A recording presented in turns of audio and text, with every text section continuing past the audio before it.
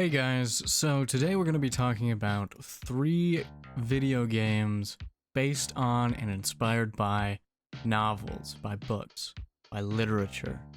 There were a lot of games that I put on this list, so I could make plenty of videos about this topic. You would be surprised by how many games there are that are actually based on books, and not just the obvious ones like BioShock or Cthulhu or whatever.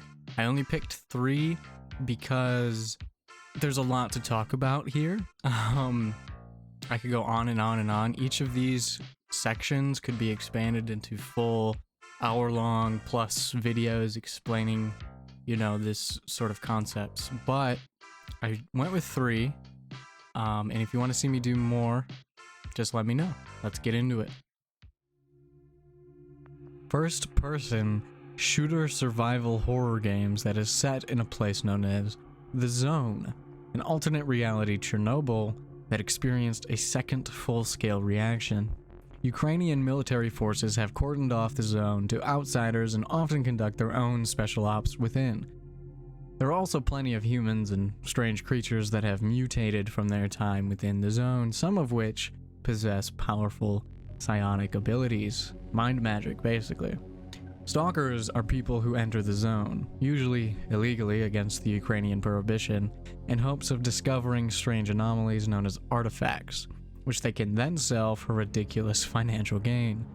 With the title Stalker, the title of the game at least is an acronym that stands for Scavengers, Trespassers, Adventurers, Loners, Killers, Explorers, and Robbers. So basically your average D&D party. The original series of games released between 2007 and 2010, with a brand new sequel on the way in 2022. The original inspiration for Stalker is a 1972 science fiction novel titled Roadside Picnic, written by Soviet brothers Arkady and Boris Strugatsky. Roadside Picnic occurs after an alien incursion called The Visitation that apparently lasted for around 2 days. Nobody witnessed the visitors at any point, not them partying or whatever they did, and not them leaving. But in the aftermath, they left behind 6 visitation zones, all of which exhibit incredibly strange phenomena. The title of the novel comes from a statement made by Dr. Valentine, a character in the novel, who compares the visitation to a picnic. A picnic. Picture a forest, a country road, a meadow. Cars drive off the country road into the meadow. A group of young people get out carrying bottles, baskets of food, transistor radios, and cameras. They light fires, pitch tents, turn on the music. In the morning, they leave. The animals, birds, and insects that watched in horror through the long night creep out from their hiding places. And what do they see? Old spark plugs and old filters strewn around. Rags, burnt out bulbs, and a monkey wrench left behind. And of course the usual mess.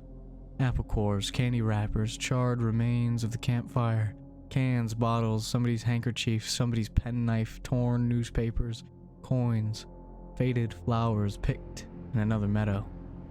Good job, Dr. Valentine. Yes, thank you. Very good job. The novel itself is split into several sections detailing the journey of a stalker named Redrick Schuhart, or Red for short, who, after some failed attempts to give up stalking and reintegrate into a more respectable lifestyle, gets tangled up in multiple conflicts as he returns to stalking the zone searching for a purpose. In 1979, a film titled Stalker was released, directed by world-famous Andrei Tarkovsky, loosely based on Roadside Picnic, with the screenplay being written by the brothers themselves, which is kind of insane to think about. In the movie, the word stalker means less illegal prospector and more professional guide for those looking to enter the zone. The protagonist, again a stalker, leads people through this zone, a singular area this time, sealed off by the government, where normal physics do not dare to apply, and extraterrestrial ruins scatter the landscape. Many of these people are hoping to find a place within the zone known only as the Room, supposedly a place that can grant whoever steps into it their innermost desires, though nobody has ever discovered its existence. Stalker, the video games, take clear inspiration from both the novel and the film loosely based on it. So we arrive at a similar place filled with philosophical themes, moral ponderings, and increasingly strange happenings, though most of the unknown has been changed to the result of man-made mistakes and cataclysm rather than any sort of alien presence. Roadside Picnic has also inspired plenty of other movies, books, music albums, and video games around the world. Even anime and manga series have taken inspiration from it, with series like Made in Abyss and Other Side Picnic being immediately comparable. Comparable or comparable? You tell me down below. I don't know. And of course, the Metro series of games, which themselves are based on a series of books titled Metro, written by Dmitry Glukhovsky and made by former Stalker devs themselves. You can even find a copy of Roadside Picnic inside Metro 2033. And the Beast Strugatsky. Roadside Picnic. Something familiar. In the last few years, you might have heard of a little thing called Persona. In the last few months, you might have seen some hype about Shin Megami Tensei 5 and thought, wow, those two things look kind of similar. And you'd be forgiven for thinking that because, well, they are literally part of the same overarching franchise known as Megami Tensei or Mega 10. Mega 10 as a whole is filled with a bunch of smaller sub-series that together comprise the franchise. So yes, Persona is its own thing, and yes, SMT, Shin Megami Tensei, is its own thing, but they're both part of a bigger same thing. If that sounds confusing to you, don't worry, it is. There are countless YouTube videos of people trying to connect all of the Mega 10 games to each other in some way, explain where to start with the franchise, what sub-franchises to start with, what's better, what's worse, and overall, there are tons of people just trying to understand what the franchise is and what it means to them. And in some cases, what it even means at all. In the last few years, it seems that the franchise blew up out of nowhere into the Western mainstream, with Persona 5 becoming a household name, at least for gamers and internet users, and the protagonist making his way into the Smash Bros. Roster. But this massive franchise actually goes all the way back to 1987, with the original release simply titled Megami Tensei. That is 34 years at the time of making this video. And that's a long time, especially when Megami Tensei's immediate competitors at the time were the original Dragon Quest and Final Fantasy releases, both of which came out within a year, in Final Fantasy's case, in the same year, in the same time frame as the original Megami Tensei, a trend that has continued into the present day.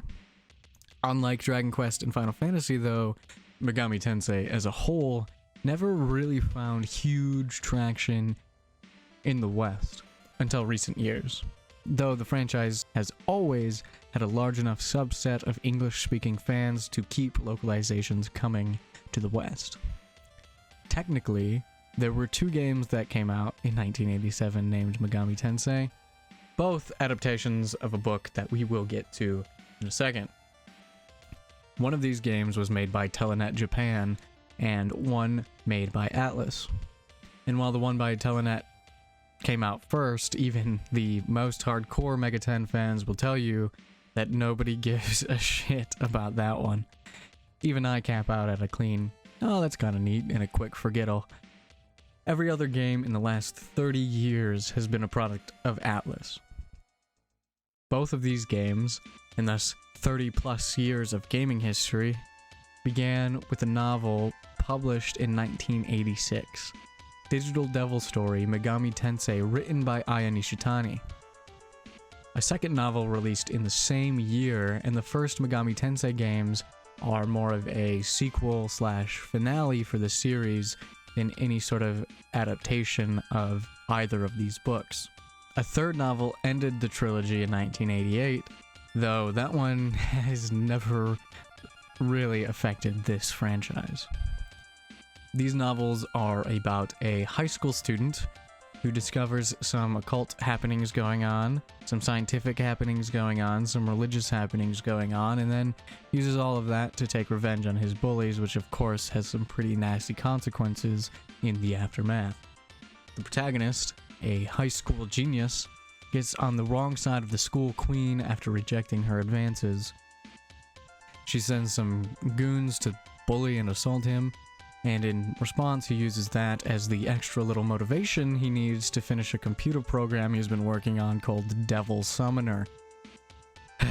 He's a genius, so obviously it ends up working, summoning a demon in the form of a ones and zeros version of the Norse deity Loki, who then goes on a very manipulative, very mindfucky journey to ruin everything, eventually escaping the confines of the computer and gaining a physical body. Then, with the help of his new girlfriend and summoning more demons, because of course, summon more of them, that makes total sense. They defeat Loki, but oh no, there's worse things than Loki out there, so on to book 2. I don't really want to go into too much detail because there are a lot of trigger warnings involved here. Very edgy, wish-fulfilling type stuff in execution with an asshole protagonist who does get better. Kind of?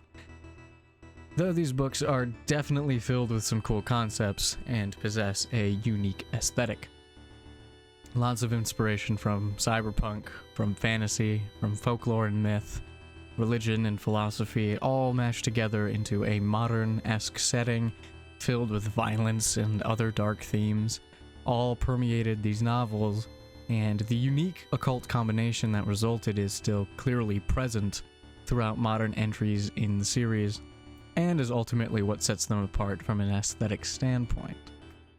And at this point you might be wondering, what are these games actually like? And with such a huge franchise spanning most genres, from action to strategy to dungeon crawlers to various kinds of RPGs to dancing rhythm games to puzzle platformers to Jack Bros. I like Jack Bros. How could they all fit under the same umbrella? Well, because they all share the same inspiration.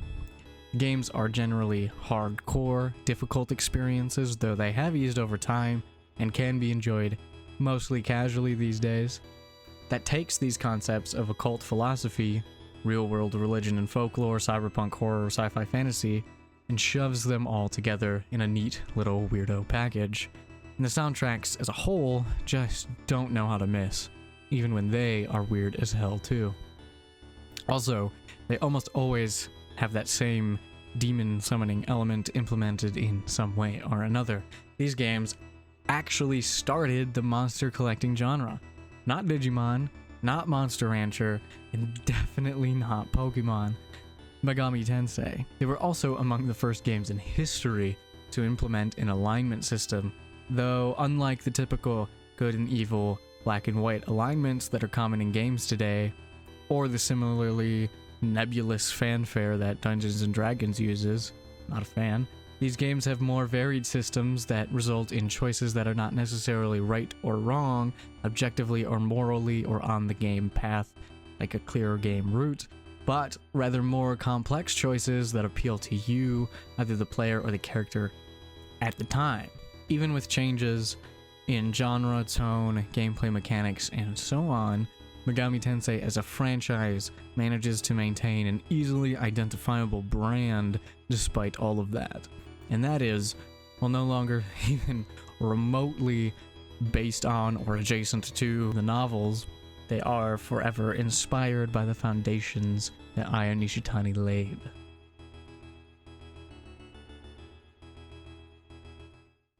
Mount & Blade is a unique multi-genre series that has been slowly gaining popularity in recent years, with Mount & Blade 2's full release from Early Access coming later this year. For those of you who don't know, Mount & Blade is a strategy action RPG. Like, whatever that means, right? Like, that's a lot of buzzwords, but what does that actually mean? Well, you make a character, level them up, equip them with different armor and weapons, and you go and fight stuff. Sounds pretty normal RPG stuff, right? Wrong. You also get a total war map to walk and ride around on with day and night cycles, villages with people to recruit, kill, bargain with, arena fight with, or just simply annoy. A complicated action battle system complete with squad orders, directional weapon swinging, which is a mechanic made more popular by games like Chivalry and eventually Mordhau, which came after, though Mount & Blade certainly didn't invent this concept either. And throwing lots and lots of dudes at walls until all the dudes are dead, but so are the walls. Oh, and there's a reputation system, a trade and economic system, and a whole slew of keyboard shortcuts I can never remember. It's a free-roaming medieval turf war where you control the experience and what people to oppress or kill or piss off all by yourself. Also, incredibly ripe for modding. So much so that I would say that the only game with a bigger modding community is literally Skyrim and maybe Oblivion, which in my opinion has only survived so long because of said community. Regardless, these games are almost entirely inspired by real-world history, Vikings, Saracens, so on and so forth.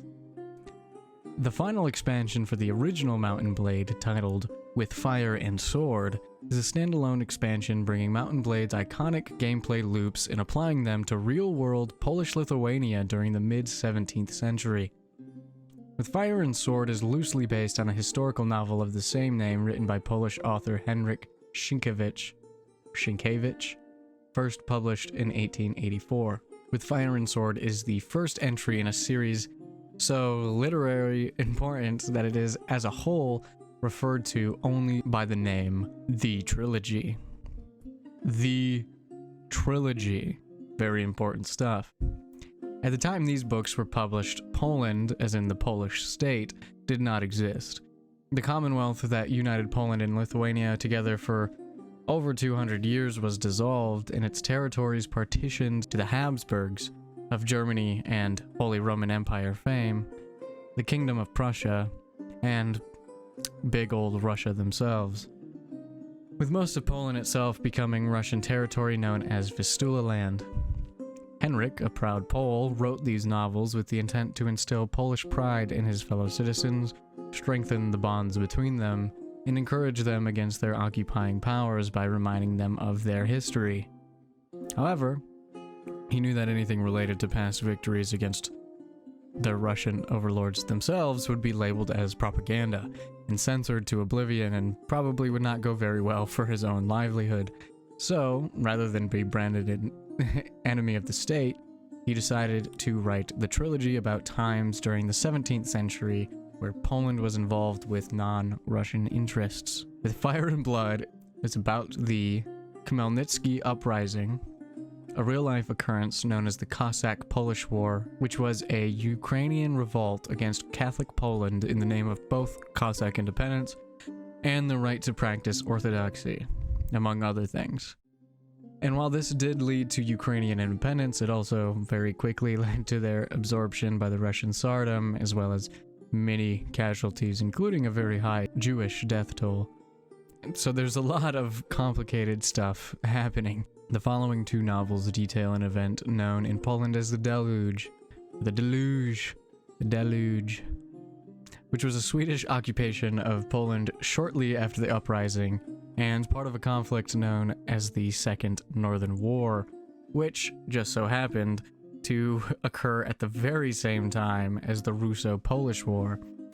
Yeah, Poland was not having a good time here, but I guess a very complicated Swedish loophole was enough to keep the Deluge adaptation uncensored.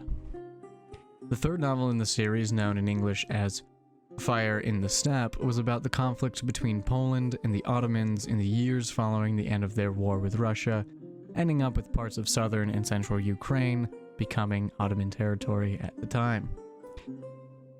So, does your brain hurt? Because mine does. Thank God for the internet. There's so much more to this, and it's very interesting, but God is it complicated. With Fire and Sword, the video game is based loosely on these three novels, which themselves are based on these 3 real-world conflicts set in Polish-Lithuania. The main factions of the game are Sweden, Poland, Russia, Crimea, and Ukraine. Since this game is set a little further along in the historical context compared to its predecessors, this one has guns, grenades, and literal war crimes you can commit, such as poisoning water supplies of your enemies. Which is all well and cool, but ultimately, with Fire and Sword the game felt less like a standalone and more like an expansion. Especially since only 3 of those 5 factions I just listed received their own storylines. Basically, all of that stuff I just spewed about the books and real-world history has very little to do with what actually ended up in the game. In the end, with Fire and Sword is a little underwhelming, to say the least, especially for fans of Mount and Blade. But oh well, at least I learned something. So, that was a lot of information, only about 3 games. There was a lot of Ukraine in this video, which wasn't my initial intent, but I did notice about halfway through making it, I was like, wow, Ukraine's pretty popular today. Anyway, if you want to see more videos like this, like and subscribe, and let me know down in the comments if you want to see other types of lists, or if there's any other type of video that you want to see from me or the other members of the Commons. Go check out their stuff. Have a good one. Why do I do that? What's wrong with me? Don't answer that. Don't answer.